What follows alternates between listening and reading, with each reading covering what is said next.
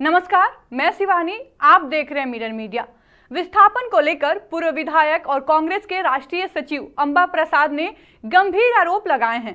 उन्होंने एक press conference में सरकार के पदाधिकारियों पर तीखा प्रहार किया और भ्रष्टाचार को विस्थापन की समस्याओं का मुख्य कारण बताया है। अंबा प्रसाद ने कहा कि मुख्यमंत्री के निर्देशों का पालन नहीं हो पा रहा है क्योंकि सिस्टम में भ्रष्ट अधिकारी सक्रिय हैं। बड़का गांव और आसपास के इलाकों में आज भी विस्थापितों की पीड़ा जस की तस बनी हुई है। उन्होंने स्पष्ट किया कि यह लड़ाई अभी खत्म नहीं हुई है और विस्थापितों को मिलने वाली परेशानियां कम नहीं हुई है।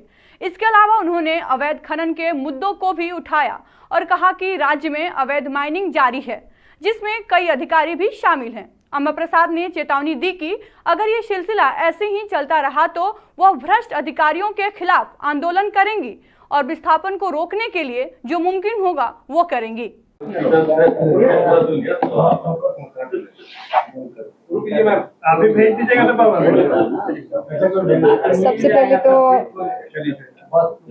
सबसे पहले सभी हमारे पत्रकार बंधु, हमारी बहनें, आप सभी को तहे दिल से धन्यवाद देते हैं कि आप इस महत्वपूर्ण प्रेस कॉन्फ्रेंस में अपना उपस्थिति दिए हैं, यहाँ पे उपस्थित हुए हैं।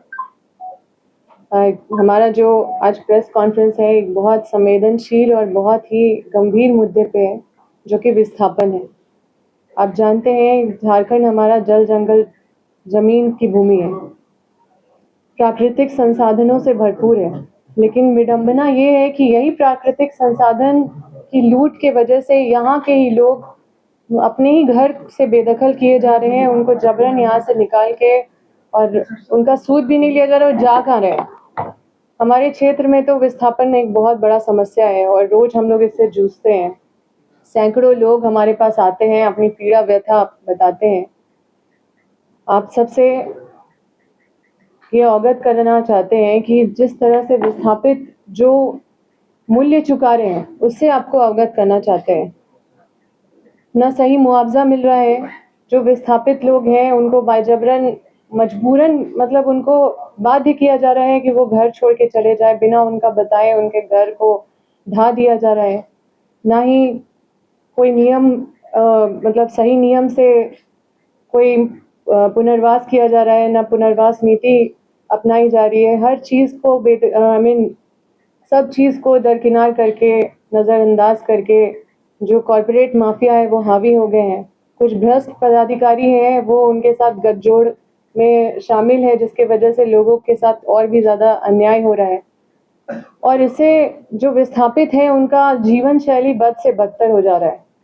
विकास के नाम पे या माइनिंग के नाम पे, औद्योगिकरण के नाम पे जो विस्थापित जो लोगों को किया जा रहा है, आप देखिएगा ना उनका शिक्षा, उनका ना स्वास्थ्य का ख्याल किया जा रहा है, ना उनको मुआवजा दिया जा रहा है, ना उनको ज़मीन के बदले कोई वैकल्पिक सुविधा दिया जा रहा है, ना उनको पुनर्वास अच्छे से किया जा रहा है। ये पुनर्वास नीति को पूरी तरह से मतलब अनदेखी की जा रही है, नियम को ताक पे रख के सारा काम किया जा रहा है। तो इन सब चीज़ों की लड़ाई तो हम सब, पूर्व मंत्री श्री योगेंद्र साहब, पूर्व विधायक निर्मला देवी भी लड़ती आई हैं, हम भी लड़ते आए हैं।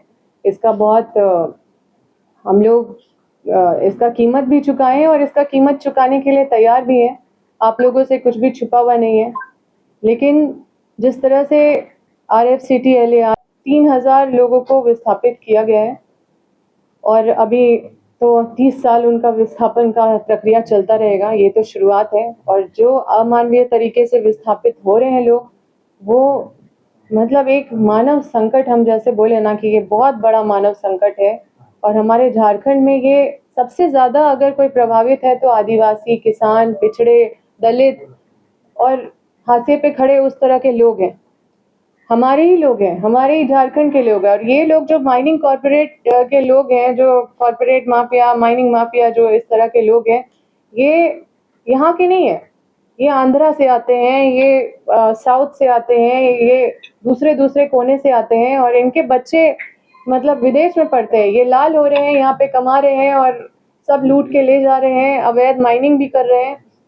लेकिन यहाँ के लोग बद से बदतर उनका हालत हो रहा है, भीख मांगने के कगार पे उतर गए।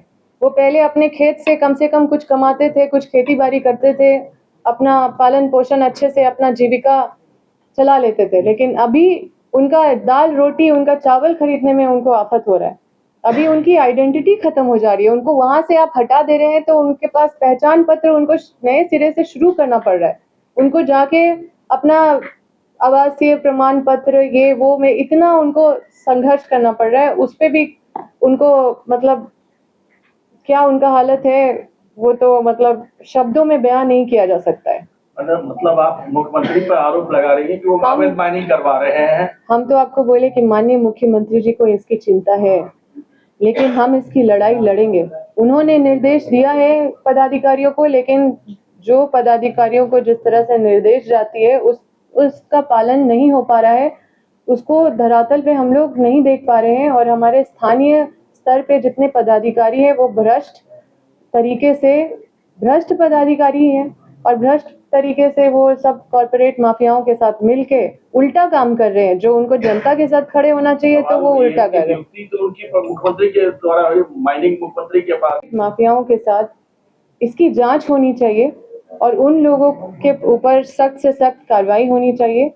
और इसीलिए हम आप सभी के माध्यम से ये संदेश हम चाहते हैं कि आप लोग जगह तक पहुंचाने का काम करें। तो अम्बा क्या फिर से आंदोलन का रास्ता अपनाएंगी या अगर प्रबंधन अपने कार्यशैली में सुधार नहीं करेगा और इसी तरह से इल्लीगल माइनिंग और इल्लीगल विस्थापन और पुनर्वास की नीति को अगर अनदेखा करेगा, हम अपने लोगों को इस तरह से बेघर नहीं होने देंगे। और हमारे लोग जो इधर उधर भटक रहे हैं, जो बिना मुआवजा बिना न्याय मतलब बिना उनके साथ न्याय किए, बिना उनको उचित मुआवजा दिए, बिना उनको पुनर्वास किए, बिना उनका सामाजिक सुरक्षा का ख्याल किए, उनको अगर इस तरह से प्रताड़ित करके हटाने का काम किया जाएगा तो अम्बा प्रसाद उसके लिए आंदोलन करना है तो आंदोलन करेंगे। उसके सामने हमको खड़ा होना पड़ेगा। वो कार्रवाई को रोकने के लिए हम संघर्ष करने का हर कदम जो भी उठा सकते हैं वो उठाएंगे। अभी तक कितने लोगों को विस्थापित किया है? जिनको माननीय मुख्यमंत्री जी भी निर्देशित करते आए हैं समय समय पे, वो भी हमेशा निर्देश दिए हैं कि विस्थापितों के साथ न्याय होना चाहिए, नियम को ताक रख के कोई भी काम ना करे, सभी पदाधिकारी विस्थापितों का दुख दर्द समझे। लेकिन स्थानीय स्तर पे अगर आप देखिएगा तो वहाँ पे सभी मतलब लगभग पदाधिकारी भ्रष्ट तरीके से कॉर्पोरेट माफियाओं के साथ मिलके और विस्थापितों के साथ दमन शोषण उत्पीड़न में शामिल हो जाते हैं। और ये मानवीय संकट का एक बहुत बड़ा उदाहरण आपको देखने को मिलेगा अगर आप वहाँ पे खुद जाके देखेंगे। सब मुझे लगता है आपको जाना चाहिए और उनकी पीड़ा उनकी व्यथा को देखना चाहिए। और ये लड़ाई अब और भी शक्ति के साथ हम सबको मिलकर लड़ना होगा, सबको एकजुट होना होगा और इस लड़ाई को, इस संघर्ष को, इस दुख को, इस पीड़ा को, उनका जो ये मूल्य जो वो चुका रहे हैं उसको नजरअंदाज नहीं किया जा सकता है। आपका भी तो घर तोड़ा गया, फैक्ट्री तोड़ी गई। देखिए वो हम तो हमेशा देखे हैं कि उनकी चिंता है, लेकिन हमारा पीड़ा अभी भी वही है क्योंकि आज भी जो विस्थापित का दर्द है ये आज का नया नहीं है। ये जो माइनिंग माफिया लोग हैं जो आज नहीं आए हैं, ये शुरू से ही आप देखिएगा हर झारखंड अलग हुआ है किस लिए, उन्हीं लोगों से लोग लड़ रहे थे कि ये लोग जो बाहर से आके यहाँ के खनिज संपदा लूट के ले जा रहे हैं, इसी की लड़ाई थी। और आज भी ये जो पीड़ा है वो आज भी उतना ही तीखा है।